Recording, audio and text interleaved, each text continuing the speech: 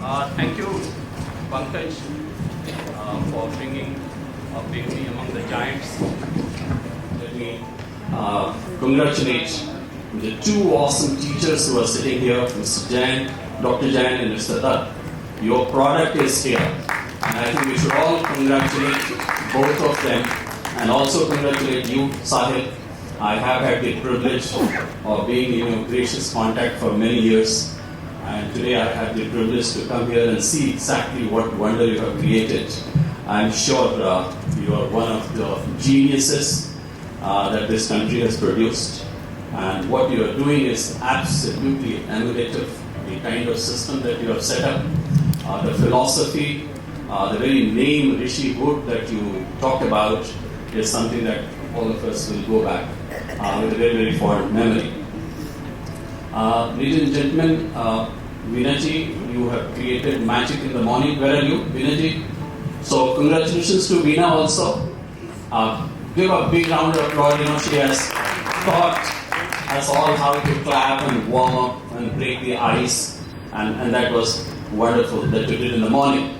And also, I would like to take this opportunity to express my happiness that I'm meeting almost 90% of people here whom I have met, worked with for several years, learned a lot from them, and the rest of the 10% of the people who have always inspired me for being present in conferences like this. And therefore, I think it is one of my most beautiful mornings that I'm going to spend. I have been given 20 minutes, 2 minutes I have already taken, and I have to speak, so I'll rush and I'll be very fast, and therefore you will not mind. This presentation will be available. Pankaj, you can share it. Sure. This is with you in your data bank, and I am going to talk about the topic that Pankaj and his team have decided, that is Flight of the Phoenix, Revival, Resurrection, and Recreation of the Education post-2020. I think it's a very fantastic thing, and therefore it brings with it at least 2 or 3 components to the whole thing, and probably that is how it is going to define and determine as to what is going to happen for the next few days. And therefore a little bit of a reference to the pandemic and the kind of things it did almost overnight to almost all of us, and how the education changed radically overnight. So a little bit of a reference to that is very inherent in it, and how the whole education scenario has changed, what should change, and how we should reimagine about education and recommit ourselves to education is something that I will briefly cover. And therefore, 2 or 3 data is very necessary for me to share here. And this data is of the pandemic. You can say 2021 data, which is very, very important. It's a global, authentic research data. What does it say? That 69% was the rate of vaccination in almost 52 countries, which means this is very low. And we should be very proud of that we have crossed 200 crore mark of vaccination. And despite being a developing country, that may be something to cheer about, but the world statistics is not very good. The second is public debt to GDP ratio across the world is 97%, which is very high. The average acceptable, encouraging ratio is around 30% to 40%, but you have got 97%, which means that almost the entire population of the world is living on debt. And therefore, what has happened in Sri Lanka, we should not be surprised that something is repeated in many parts of the world. So that is the second statistics. 51 million people have joined, unfortunately, the group of extremely poor people in the world. And the climate change that all of us are talking about for many, many years. We had the Glasgow meet about almost a year ago. 197 countries have pledged that we will work to reduce carbon emission. Our own Prime Minister was there representing the country, and we have promised that by 2070 we will reach what we call net zero emission, which means whatever we emit, we'll try and absorb it or neutralize it by converting ourselves to green and clean energy, as we call it, and our efforts will increase in that direction. And the last statistics, which is for people like us, is all of us are sitting experts here. 84% of the experts who are surveyed, they are very, very worried and concerned as to what is going to happen to this world. So with this statistics, let me also give you this one. What is your outlook for the world over the next 3 years? This was another question asked, and 41.8% of the people, if you see here, they thought that the world is very, very volatile and a lot of surprises are waiting in the wings.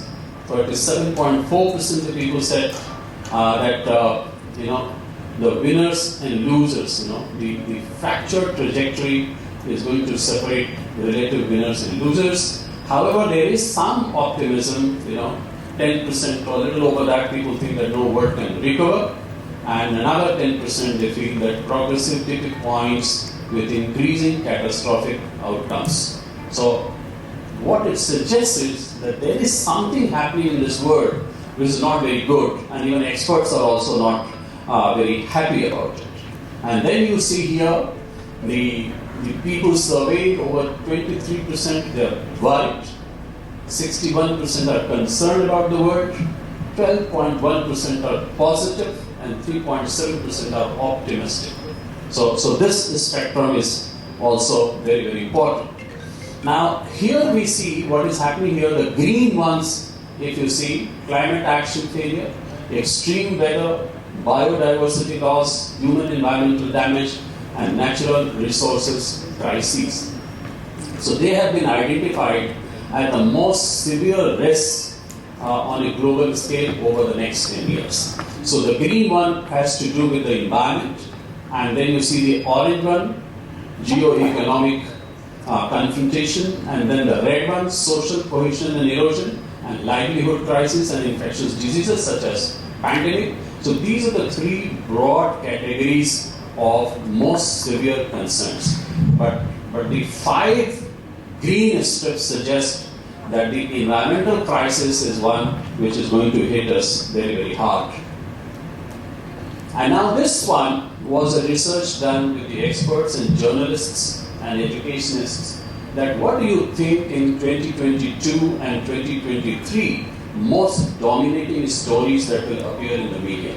And you can see those stories: power of technology, climate change, workforce, supply chain, goods and services, health and well-being, education, fossil fuel, real estate, hybrid life. These will cover the media headlines. And what will be undercovered, unfortunately, is inequality, democracy, diversity and inclusion, human relationship, women-related issues, impact of artificial intelligence, misinformation, fake news as we call it, remote work issues, and media ethics. So these will be the underreported, and both these data that we have their own concerns. So what will be reported, and it means it is very, very serious matter, but what will not be reported is also a serious matter, and even more serious is that it will not be reported although it is a reality. So therefore, what do we do with it? And hence, I'll come quickly to the topic that the third stage that we have entered. If all of you see here, in the past 100 years or 200 years, if you take, we have lived in the extraction phase in our society, where the depletion, deforestation, and degradation has taken place. Has divorced us from the nature, and also we are divorced from each other. That is the first phase. The second phase, now we all talk, no, we have to sustain ourselves and sustain for our future generations, and therefore we are finding more elaborate ways, and probably we are thinking of how to create new colonies on Mars, how to use new technology, and therefore can we reduce, reuse, and recycle. That is what we are teaching in our classes today. But ultimately, we will have to regenerate a system rethink, restore, and replenish, so that we are constantly in search of new insights, new pathways, interdependence on each other, value relationship, because ultimately what we have learned in the past 2 years is that we have to find a seat in the nature's class to fit in for good on the earth from which we sprang. Ultimately, all of us are products of this Mother Earth, and therefore our whole process from extraction to sustainability to regeneration has to reach to that level where we go back in the shelter of the earth. So how does it impact the education system? So this phoenix, how it is going to rise again, and how it is going to resurrect, and how it is going to recreate itself. And for that, again, we have to take one lesson from the nature, and that is the entire humanity is nested, in my opinion, in interdependence. None of us are independent of each other. That is the nature of the human being, and that is the nature of the nature itself. And it is very dynamic. We are living in a very dynamic system, and therefore we have to be adaptable, we have to be resilient, and we have to be prepared for any emergent situations like we had. And we have to anticipate at what time, at what space, at what place, to what extent, what can happen. And therefore, what kind of risk mitigations will be required. That is something that we have to keep in mind. And the fourth thing that we have to learn from the nature is the nature itself is a symbol or embodiment of what we call diversity. And therefore, the human system is also diverse, and how we embrace that diversity and how our education system caters and addresses the need of those diverse learners is something that we have to learn from nature. And of course, the nature is also mutual and reciprocative, and human beings should also be like that. So these 5 qualities, which are qualities of the living system, qualities of the nature, and the learning also has to parallel itself with these 5 qualities, where interdependence, love for diversity, mutual respect and reciprocity, the dynamism, the ability to adapt, those things have to be kept in mind. And hence, how do we resurrect ourselves? Sorry about some shifting in that. But ultimately, we all want on the top of the pyramid with the student success. And therefore, what do we have for that? We wanted performance in examination and learning for life, high quality teachers and new models for teacher training, core skills and future of work. We have to keep recommitting to this. But what are the new models that we have to develop? That is something that we have to take care of. So what are the core skills for the future of work? How do we achieve it? And that has to come in our classrooms. And that is why we are talking of, Sahil mentioned about personalized learning, the competency-based learning, new formats of assessment, more of formative and less of summative assessment, doing away from the paper and pencil test, and can we develop new artifacts of assessment where teachers, where students have the ability to express their knowledge and learning in the best format that they think they are capable of doing. So these are the things that we'll have to do. What are the new models of teacher training? How can we invest in the teacher training? What capacities need to be built? How teachers can be trained to invest in themselves and adapt to the new and emerging situations? These are the things that we have to do. So commitment and imagination. These 2 things have to come hand in hand, in my opinion, and that only will be the real resurrection. And therefore, this is almost my last slide, and here I'll take 2 or 3 minutes to explain to you that we have to reboot the education system. If we want to recreate a system, I think we have to reboot the system, which means rebooting means that some of the best practices have to continue, and some of the new practices have to come, and some of the practices which have not worked so far, they will have to be abandoned. So these are the 3 things that I'm making here.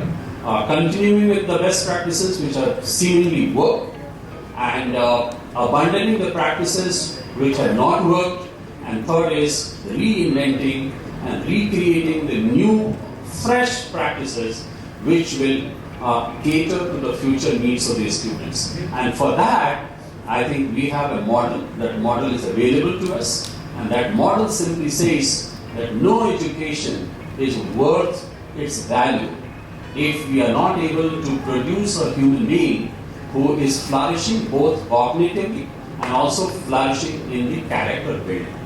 And what are the measurement of that? The measurement of that is the generation today and the generation tomorrow is sensitive to the needs of the society, is sensitive to the needs of the poor and the hungry, is sensitive to the needs who do not have proper sanitation, clean water, clean energy, do not have decent work and employment opportunities, do not have opportunity to innovate, do not have opportunity to participate in the democratic process, and a world where peace and harmony is not the defining character of the society, then what is? Where equalities are not addressed, where gender inequality is rampant, where climate change is going to change our entire narrative, where the rain and flood and tsunami is creating havoc on human life.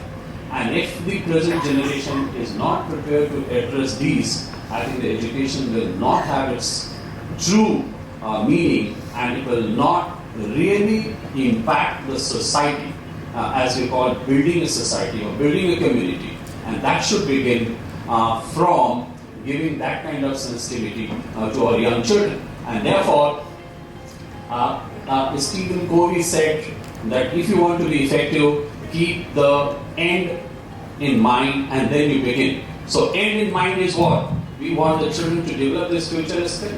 We want them to be in good health and well-being. We want them to be good global citizens. We want them to economic and employment opportunities to come to them. And we want them to live in a peaceful, harmonious society.